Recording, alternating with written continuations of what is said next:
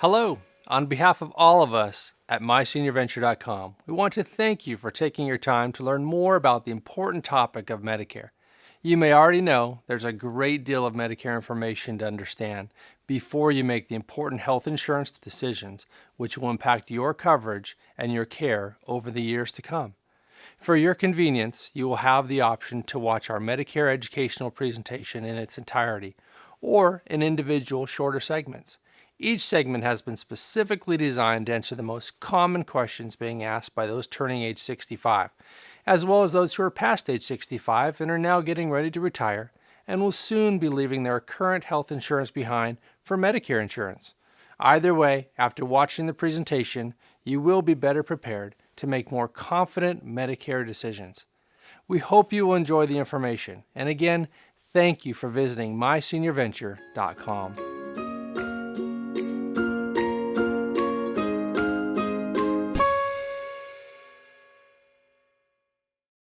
These are the most commonly asked Medicare questions.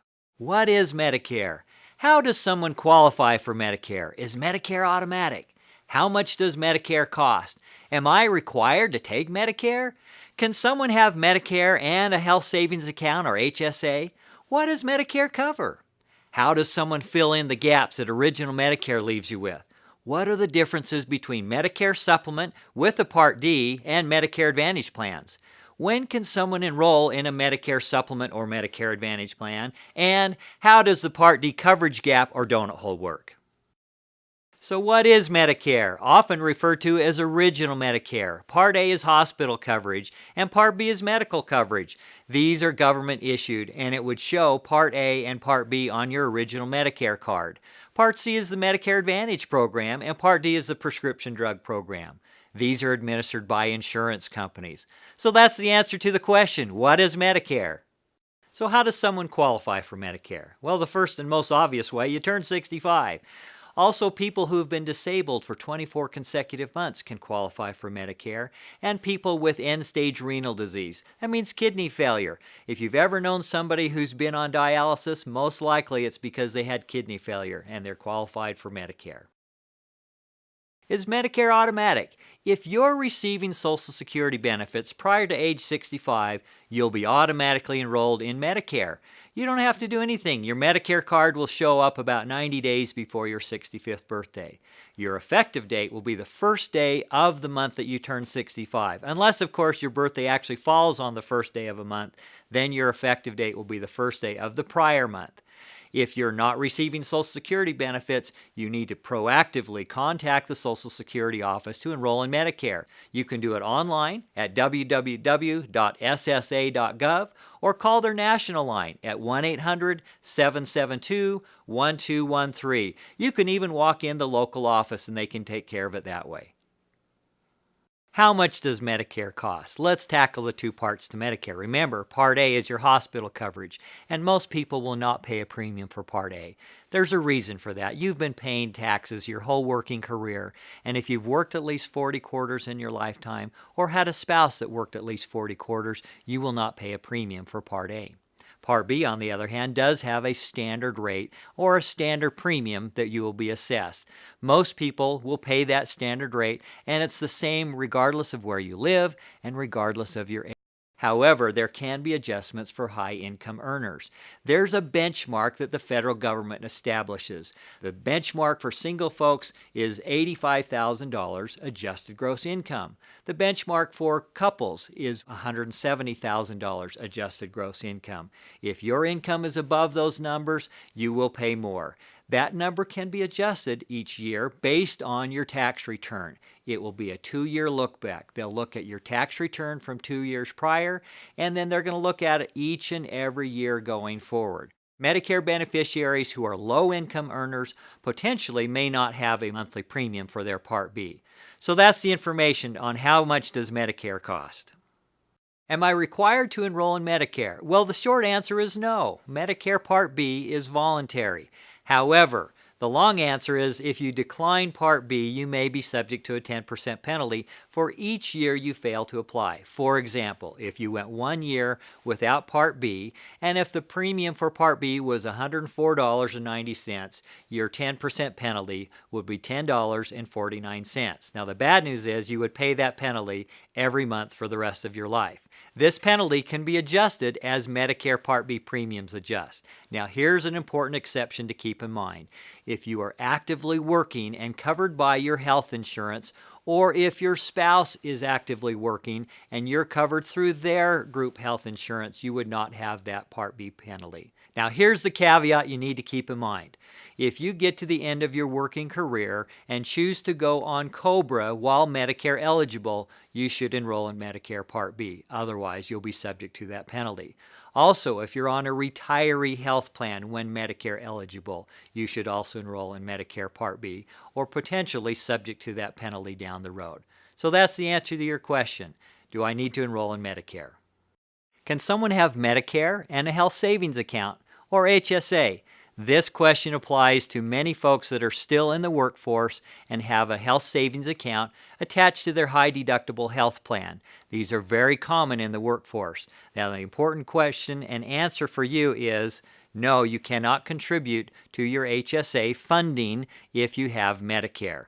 The funds that you already have accumulated, certainly they're yours to keep and you can use those in the future, but you cannot continue to contribute to that HSA if you're on Medicare. What does Medicare cover? Let's start with Medicare Part A. Remember, that's the hospital insurance. Medicare Part A covers inpatient care in hospitals, skilled nursing facilities, hospice care, and home health care. Part A does have some gaps, such as hospital deductibles, co-pays, and co-insurance. If you're in the hospital more than 60 days, you'll have daily co-pays. Medicare also has a lifetime reserve amount from days 90 to 150. You only get those one time. Next, let's look at the skilled nursing benefits. You pay nothing for the first 20 days of a benefit period in a skilled nursing facility. If you're there longer than 20 days, you're responsible for a daily copay. If you're there longer than 100 days, you're responsible for all costs. Next, let's tackle Medicare Part B. This is the medical insurance, which covers doctor services, outpatient care, labs and x-rays, physical, occupational, and chemotherapy. There are certainly gaps with Medicare Part B, such as annual deductibles and 20% of the cost of the Medicare fee schedule. Now, there's no limit to your financial responsibility with Original Medicare. In addition, there are even more gaps not covered by Medicare. Care outside the United States, dental services, nursing home expenses, excess doctor charges, routine vision care, glasses and contacts, as well as hearing aids. As you can see, there are gaps in Medicare. In the next section, we'll explain how you will fill those gaps. So how does someone fill the gaps Original Medicare leaves you with? Let's start with Medicare supplement plans. Many people call them Medigap policies. They come in letters, plans A through N. Also Medicare Advantage plans. These come in different sizes and shapes and colors, such as HMOs, preferred provider organizations, private fee-for-service plans, and special needs plans. They can be purchased with or without drug coverage. And lastly, we have Medicare Part D plans. Okay, so what are the differences between Medicare Advantage plans and Medicare Supplement or Medigap policies? These plans pay secondary to Medicare by filling the gaps such as deductibles, copays, and coinsurance. They're subject to Medicare's exclusions and restrictions. However, you're not confined to a specific network of providers, but they do not include prescription drug coverage. Medicare supplement policies were standardized back in 1992, and they've had a few changes since then, the last one coming in June of 2010. The current plans available are plans A through N. Companies may choose to offer some or all of those plans. Plans are offered by private insurance companies. You must have Medicare Parts A and B to enroll. Next, let's talk about Medicare Advantage plans. These are offered by private insurance companies. They're highly regulated by Medicare. Now, the medical benefits, the claims, etc. are paid for and handled by the private insurance company instead of Medicare. However, you're still in the Medicare program when you join. You must have Medicare Parts A and B.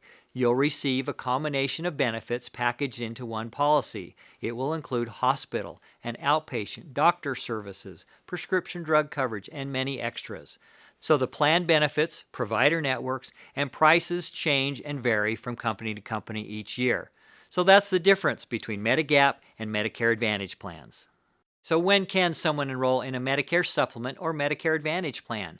Let's start with the Medicare supplements. They have no specific enrollment window. However, you must be enrolled in Medicare Parts A and B.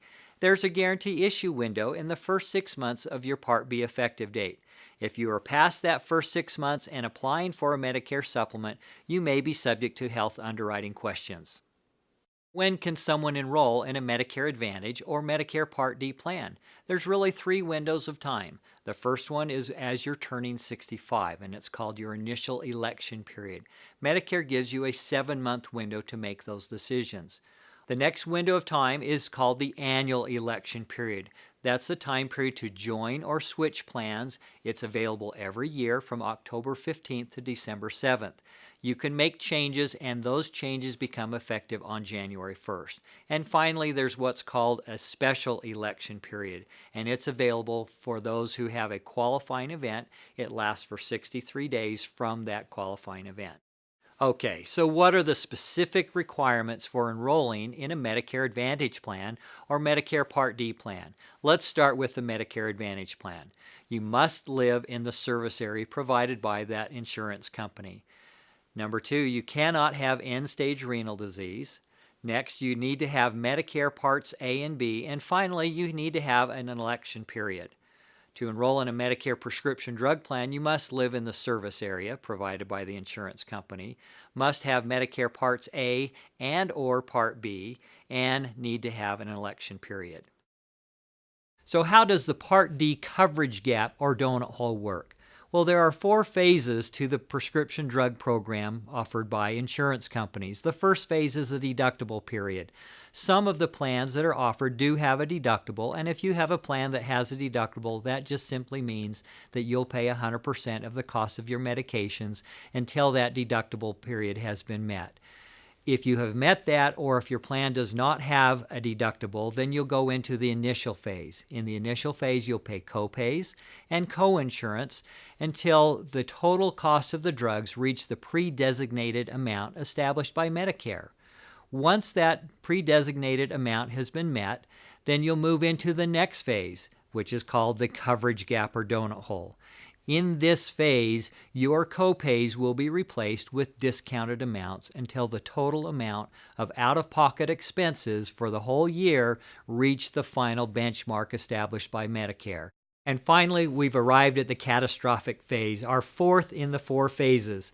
When someone arrives at this phase, it means that you have reached the final pre-designated benchmark established by Medicare, which counts your individual out-of-pocket expenses. In the catastrophic phase, your discounted amounts are replaced and reduced by small copays and coinsurance. This will continue until the end of that calendar year, and then January 1, drug plans start over. So that's it. Medicare Part D with its 4 phases, including the coverage gap or donut hole.